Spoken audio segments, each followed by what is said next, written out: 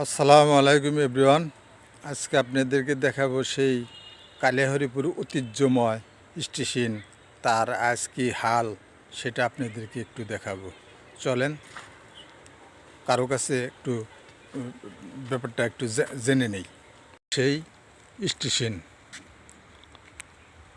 অনেকটুকু হাঁটছে, কোনো লোকজন নাই। অবশেষে একটা লোক পেলাম, ভদ্রলোক, দেখি তার সাথে কথা বলে আমাদের এই জায়গার অবস্থা কি। হ্যালো ভাই, আসসালামু আলাইকুম। ওয়ালাইকুম আসসালাম ওয়া রাহমাতুল্লাহি ওয়া বারাকাতুহু। কি মন টন খারাপ নাকি যে এখানে বসে আছেন? হ্যাঁ, দেখতেছেন তো মন টন খারাপ। এটাই তো কালিয়াহরিপুর স্টেশন না? হ্যাঁ দাদা, এইটাই তো কালিয়া হইপুর স্টেশন। সেই চিন্তাই করতেছি বসে থাকা, তার মধ্যে আপনি জিগাইলেন। হ্যাঁ, অনেক এক সময় এই স্টেশনটা অনেক জাঁকজমক ছিল, এলাকাবাসী অনেক সুবিধা পাইছে। স্টেশনটা চালু ছিল, মানুষজন লোকজন গাড়ি থামলে আইসা উঠা বিভিন্ন জায়গায় যাইতে পারছে। এখন এই স্টেশনটা বন্ধ হয়ে গেছে। হ্যাঁ, আর কোথাও যাইতে পারে না, এলাকার মানুষ খুবই দুর্ভিক্ষে আছে। হুম। তো এখন এখন আপনারা কোন হালে আছেন এখন বর্তমানে? আপনাদের এলাকার কি অবস্থা? এখন এলাকার অবস্থা অনেকই দুর্ভিক্ষের ভিতরে, মানে গাড়ি ঘোড়ার রাস্তা নাই তেমন।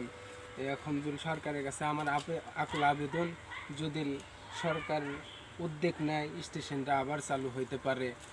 আমার আকুল আবেদন আপনার কাছে, আপনার মাধ্যম দিয়ে যদি সরকার এই উদ্যোগটা নেয় তবে এলাকাবাসীর অনেক ভালো হইবে, উপকার হইবে। এই জন্য আপনার মাধ্যম দিয়ে আমি কথাটা বললাম।